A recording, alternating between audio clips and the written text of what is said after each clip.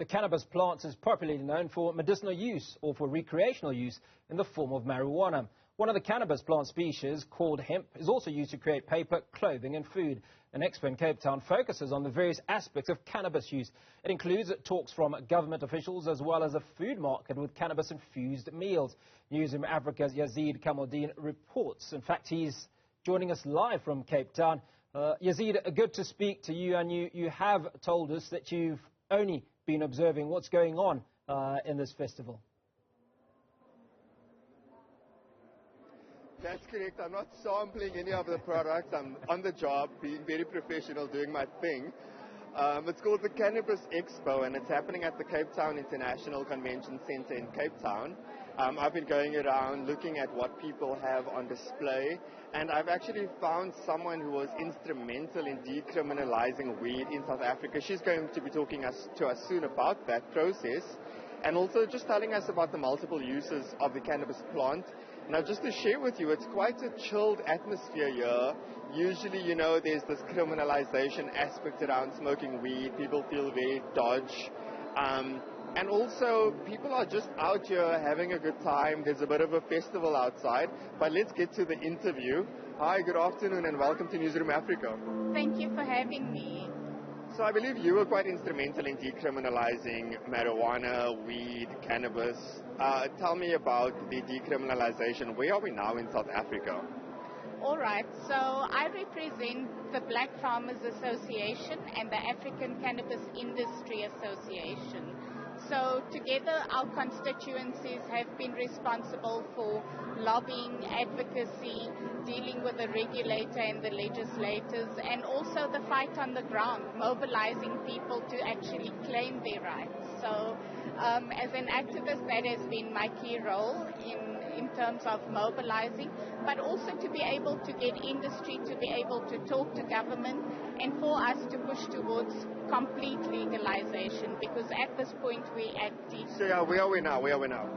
So in 2018, Judge Zondo in the Constitutional Court decriminalized cannabis precisely for private and medical use.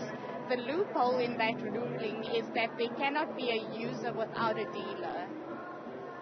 So I'm looking, for example, around me, and all of these products have some form of the cannabis plant infused in it. Is that correct?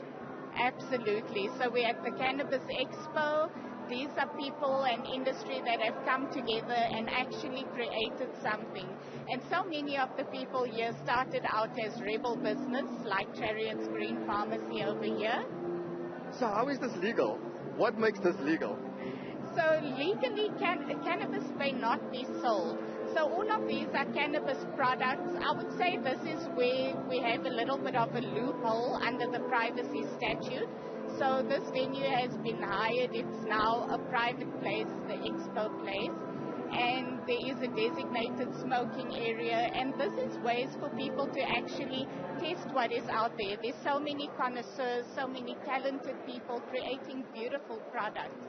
So, like for example, what we see here is part of the wellness value chain. You get everything from edibles, skincare, nutraceuticals. Yeah. So I'm going to go there. And look at some of that. But I also want to ask you questions, you know, like thank you for giving me a lot of information, but allow me just to also ask you some questions. So this is a private venue. And that's the loophole, you say, and that's why there are all these cannabis coffee shops that have been popping up in South Africa as well. Yes, so the coffee shops or the private clubs operate within the grey area of the privacy statute. So they generally have members who sign up. There is no physical trade of cannabis, but there's a safe space for consumption, you know. You're not allowed to exactly just light up.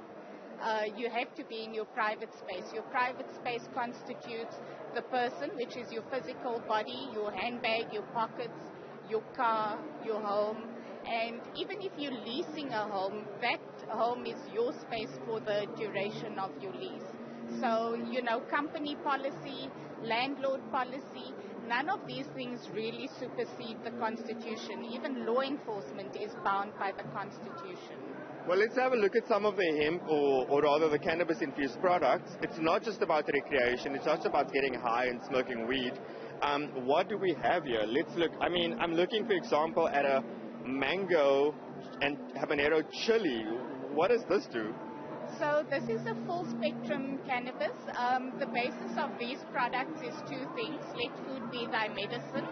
So that is everything that is good for the body: garlic, mango, ginger. They're freshly roasted, they're organic. So is this going to make you feel hot and high?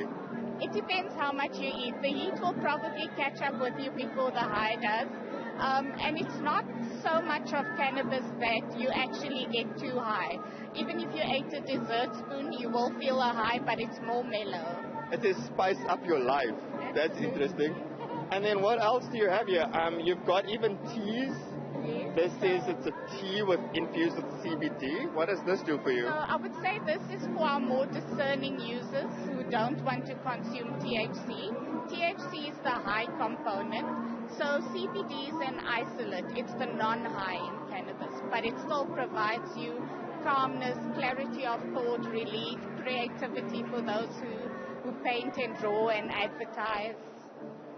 Wow, I mean, look, I could go on, but I don't want to sort of like advertise all the products. I just wanted to give an idea. So cannabis is not just about smoking weed and getting high. It's also about health, right? Absolutely. So when it comes to the cannabis plant, it's divided into two. Hemp is the industrial use, and that has 50,000 industrial applications, from cotton to textiles to paper to rope to plastic alternatives. They also used it as fuel, concrete. So these things has the potential to really clean up and green up industry that is out there, like the concrete industry, for example. And then in terms of medical applications, 36,000 medical uses. Well, thank you so much for your time. Well, wow, that was quite a lot of information about the multiple uses of the cannabis plant. And that, of course, is what we're seeing here today at the Cannabis Expo. The sort of dodgy criminalization perspective or attitude towards weed smoking is actually something very far from what we're seeing here at the Expo. We're seeing people who are doing innovative things with the cannabis plant as well. And I'm going to be hanging around here, checking out the different, products, but also just meeting people and asking them what brought them to the Expo. Yazeed, before we let you go, just give us a sense of how big this Expo is and the attendance that you've witnessed today.